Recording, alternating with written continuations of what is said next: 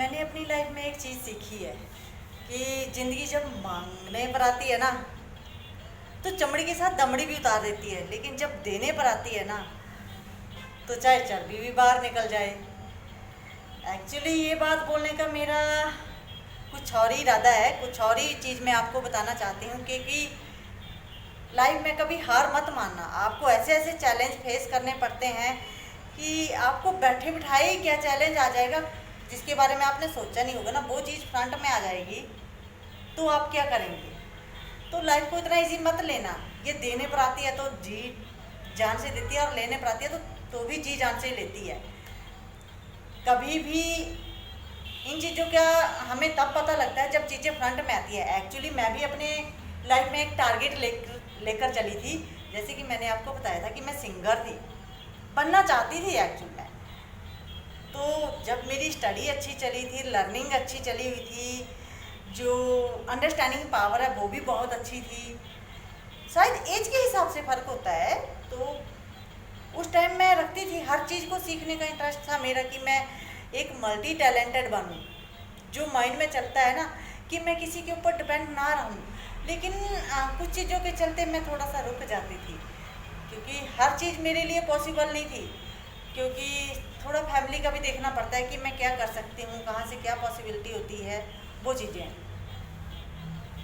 जब मैंने सिंगिंग का स्टार्ट किया तो सक्सेस भी हुई, no doubt, but after marriage कुछ प्रॉब्लम्स क्रिएट हुई, छोड़ दी। लेकिन एक ऑप्शन लेकर चली थी जो कि मेरे डैडी जी ने बताया था कि तू टेलरिंग का कर ले। जब मैंने टेलरिंग का किया, लेकिन उसमें मेरा मन नहीं था, सच बोलूँ तो नहीं था मन। लेकिन मैंने डैडी जी की खुशी के लिए, फैमिली की खुशी के लिए किया, क्योंकि एक गवर्नमेंट था तो इसमें हमारा खर्चा कम था।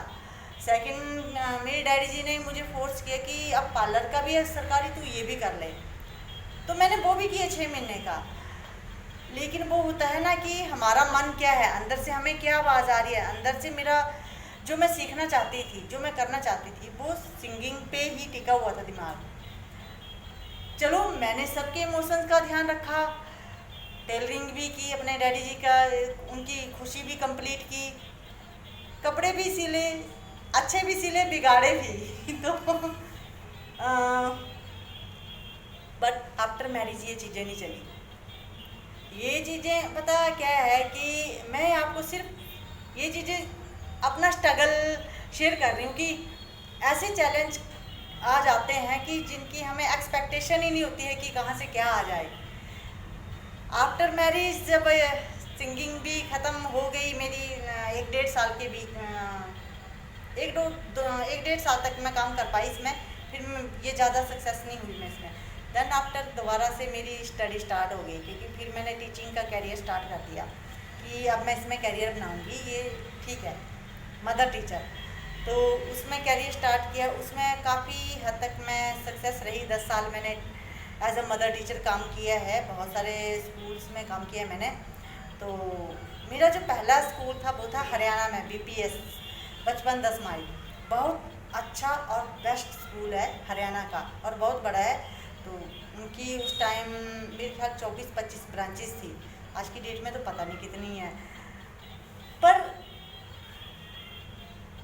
यही मेरे लिए एक चैलेंज था कि कैसे मैं सेक्रीफाइस करूं अपने करियर के साथ, अपनी टीचिंग लाइन, अपनी सिंगिंग लाइन को छोड़ना और टीचिंग लाइन में को दोबारा से स्टार्ट करना। खैर, आज की डेट में भी मैं मतलब सक्सेस तो हूँ, नो डाउट, लेकिन कोरोना ने टीचिंग भी ले ली। चाहे वो दोबारा मैं ज्वाइन कर ही नहीं पाई, 2 साल का गैप पड़ गया बीच में, मैं ज्वाइन कर नहीं पाई, कुछ भी था, बहुत सारे रीज़न आ जाते हैं, पर्सनल भी होते हैं, तो नहीं कर पाई मैं। देन आफ्टर अभी जो करंटली मैं वर्क कर रही हूँ, वर्किंग हूँ, HR रिक्रूटर हूँ। पर जब तक मैं जॉब करती थी ना तो चैलेंज ऐसे भयंकर आते थे कि रोने को कोना भी नहीं मिलता था। तो मैंने अपनी लाइफ में यही सीखा है कि कभी हार मत माना, चाहे जो मर्जी हो जाए। कभी हमारी कंडीशन ऐसी होती थी कि रोने को कोना तो दूर, घर वाले भी ये पूछने के लिए 24 घंटे हंसने वाला बंदा भी एकदम साइलेंट हो जाए ना, तो लोग भी पूछने के लिए मजबूर हो जाते हैं कि यार तेरे को क्या हुआ है, तू तो हर टाइम हंसने वाला बंदा है। तो एकदम साइलेंट होना आसान नहीं है हमारे लिए।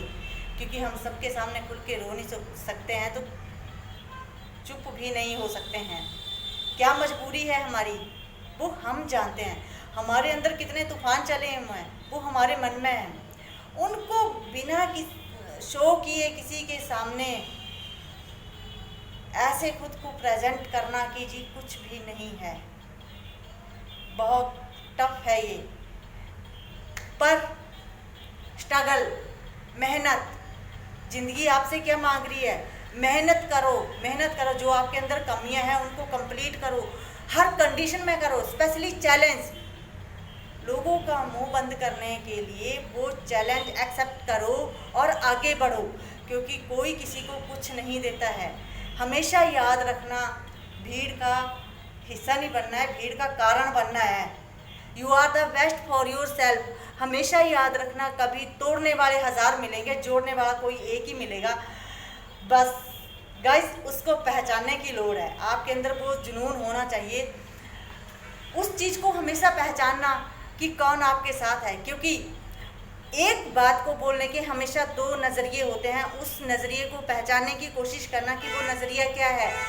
सामने वाला अगर आपको अच्छा बोल रहा है, किस वे में बोल रहा है, क्यों बोल रहा है, क्यों वो चाहता है ऐसे, उसके दिल में झांकने की कोशिश करना, चीज़ों को अंडरस्टैंड करना, कुछ टाइम लेना। एकदम से कोई भी डिसीजन मत लेना कभी भी, क्योंकि ये मेरा अपना पर्सनल एक्सपीरियंस है। मैं जो भी यहाँ पर आपको सिखाऊंगी, बताऊंगी, गाइड करने की कोशिश करूंगी, सिर्फ अपनी आप बीती बताऊंगी। क्योंकि देखो, नॉलेज हमें बहुत सारा मिल जाता है, यूट्यूब से मिल जाता है, गूगल से मिल जाता है, नो डाउट हर चीज़ का नॉलेज हमें मिल जाएगा। लेकिन अपना जो एक्सपीरियंस है वो भी बहुत सारे लोग शेयर करते हैं, लेकिन मैंने अपनी लाइफ में यही सीखा है। मेरे डैडी जी ने मुझे यही सिखाया हमेशा कि बेटा कभी हार मत मानना। मैंने आपको बताया था लास्ट टाइम भी कि मैं भी 10th में फेल हुई थी, बहुत रोई थी मैं, बहुत। तो मेरी मम्मी जी थोड़े ज़्यादा स्ट्रिक्ट हैं, डैडी जी मेरे थोड़े नॉर्मल हैं। तो मम्मी जी ने साफ बोल दिया था कि बकरियां रखो और बकरियां चराओ। तो मैं रोए ही जा रही थी। अब यार बकरियां चराना, कभी बकरियां तो मैं ऑलरेडी चराती थी स्कूल के बाद, पर थोड़ा टफ हो जाता है सरवाइव करना कि हर टाइम बकरियां चरानी। थोड़े से टाइम के लिए, एंजॉय के लिए, मस्ती के लिए हम चराते थे, नो डाउट रखी थी हमने बकरियां। देसी लोग हैं भाई, सब कुछ करते हैं हम, हमारे लिए सब कुछ एक्सेप्टेबल है, हम चलते हैं। तो ऐसा नहीं है कुछ नहीं, बट मैंने हार नहीं मानी है। हाँ, एक चीज़ है जिससे मैं थोड़ी सी पीछे ही हट गई क्या बताऊँ, एक्चुअली मुझे भैंस से बहुत डर लगता है, तो उसका दूध नहीं आता है मुझे निकालने। घास काटने, घास भी नहीं आती है काटने, लेकिन वो मैं फिर भी काट लेती हूँ थोड़ा, ऐसा नहीं है। हाथ तो, उंगली तो जरूर काट लेती हूँ, लेकिन नहीं, उससे पीछे नहीं हटती हूँ, मतलब कर लेती हूँ। सिर्फ अगर मेरे लिए चैलेंज है तो भैंस का दूध निकालना, क्योंकि वो कहीं पता न लगे और ऊपर पैर रख दिया तो स्यापा और जान को। और ऐसा नहीं है, पता नहीं, शायद यही एक डर है मेरे माइंड में, और बाकी कुछ नहीं है। क्योंकि मैंने ज़िंदगी में फ़ाइट करना सीखा है, बहुत रोई हूँ, बहुत स्ट्रगल किया, बहुत ज़्यादा स्ट्रगल किया है। आफ्टर मैरिज दोबारा से स्टार्टिंग से पढ़ाई करना इजी नहीं है किसी के लिए भी, और स्पेशली जब आपके खिलाफ बहुत सारी दुनिया खड़ी हो और आप अकेले हो, तो अकेले चलना आसान नहीं है। उस तपती रेत पर चलना क्या फील होता है, और जब आप एक शिखर पर पहुंच जाएं और वही लोग सारे आपके सराउंडिंग में घूम जाएं, तो कैसा फील होता है यार, क्या है। मेरी सिस्टर ने मेरी को एक बात सिखाई थी, जब मैं उसके पास भी ये चीज़ शेयर कर रही थी, तो उसने बोला था कि दीदी, गुड़ को मक्खियाँ होती हैं, और ये बात सच है कि गुड़ को मक्खियाँ होती हैं डियर। तो हमेशा याद रखना, स्ट्रगल इज़ लाइफ, क्योंकि मेहनत से कभी हार मत मानना। काम करो, मेहनत करो, नहीं मिलता है कुछ भी नहीं मिलता है। जिसको आप सबसे ज़्यादा, जिसके ऊपर आप विश्वास करते हैं, उसकी गाइडेंस लो। हर प्रॉब्लम का सलूशन है आपके साथ, बस रास्ता ढूंढो, खुद को ऐसे प्रेजेंट करो, आपके माइंड में कुछ नहीं है। You are the best for yourself, कुछ भी नहीं है। आप बस सीखने के लिए, आप एक लर्नर है, चाहे आप कितने आपके पास कितना भी नॉलेज क्यों नहीं है, लेकिन अपनी लर्निंग प्रोसेस को ऐसे रेगुलर रखो आपकी, आप बहुत बेस्ट हैं, आपको सब कुछ आता है, लेकिन मैंने सीखना और है अभी। अपनी लर्निंग को ऐसे ही जारी रखना है। मैंने बहुत कुछ सीखना है। बाकी चीज़ें नेक्स्ट ब्लॉग में।